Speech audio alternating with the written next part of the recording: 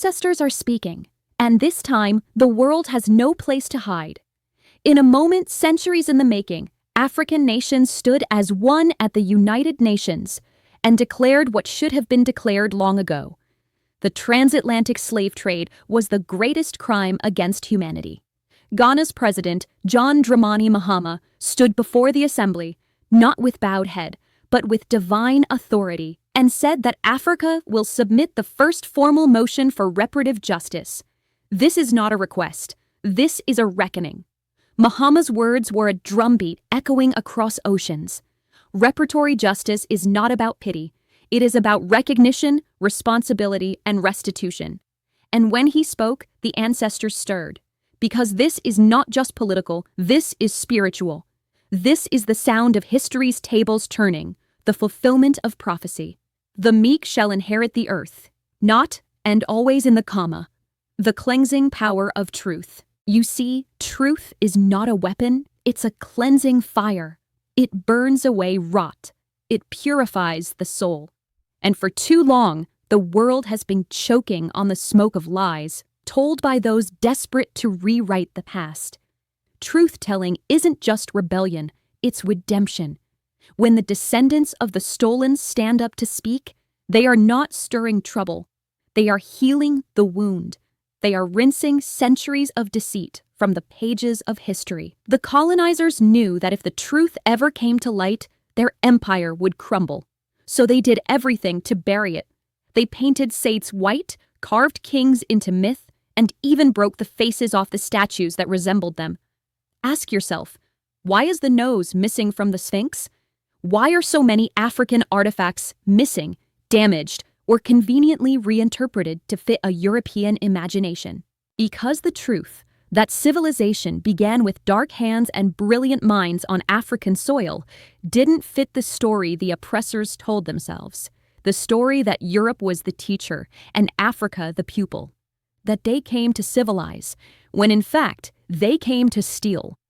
They couldn't face the truth that the very people they enslaved were the descendants of mathematicians, astronomers, builders of pyramids, and philosophers who mapped the heavens before Europe lit its first lamp. So they smashed the evidence. They rewrote the books. They renamed the gods. But the ancestors were watching. And now, their whispers are rolling like thunder. The ancestors are not silent. You can feel it, can't you? That rumble beneath the headlines.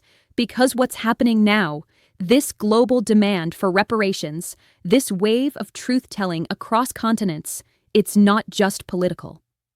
It's ancestral. It's the sound of the spiritual realm saying, enough. The lies have had their run, but their season is over.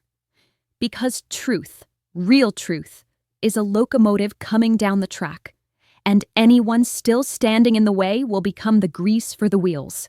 No one, not the powerful, not the wealthy, not the self-appointed gods of empire, can win a fight against the spirits. You can silence teachers, ban books, burn libraries, and censor history, but you cannot muzzle the winged. You cannot handcuff the ancestors. They will speak through the mouths of poets and professors, rappers and pastors, dancers and dreamers, until the record is corrected and the earth exhales. A warning to the world.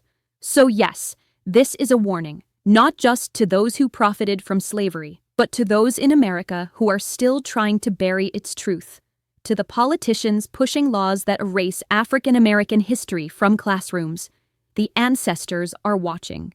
For every chapter you delete, 10 more creators rise to tell it. For every voice you silence, 1,000 others are anointed to shout. For every lie you tell, the truth gains another witness. Because this time, the story will not be stolen again. What's happening across Africa and the diaspora is not coincidence. It's divine orchestration. It's not rebellion. It's revelation. The same spirit that guided our forebears through chains, ships, and centuries of injustice has turned its gaze back to the oppressor and said, "Your time is up." Gudhan, the reckoning has come. Ghana's motion to the UN doesn't just demand money. It demands accountability. It demands the restoration of what was stolen: wealth, land, art, and dignity. And as nations rally around this cause, from the Central African Republic to Bolivia, the earth itself seems to be bearing witness. Because the cry for justice doesn't fade, it grows, it multiplies through generations until someone finally answers. And now Africa has spoken, loudly, clearly, spiritually. The ancestors are no longer whispering, they are roaring. This is not just a historical correction, it is a spiritual recognition. It is written, and so it is. The truth is thundering across the globe, shaking loose the dust of centuries. The oppressors' narratives are collapsing under their own lies, because you cannot build eternity on deceit. And as the locomotive of truth barrels forward, one thing is certain. It will not stop until the whole world knows that Africa was never the darkness. She was always the light. The ancestors are speaking, and this time they will not be silenced.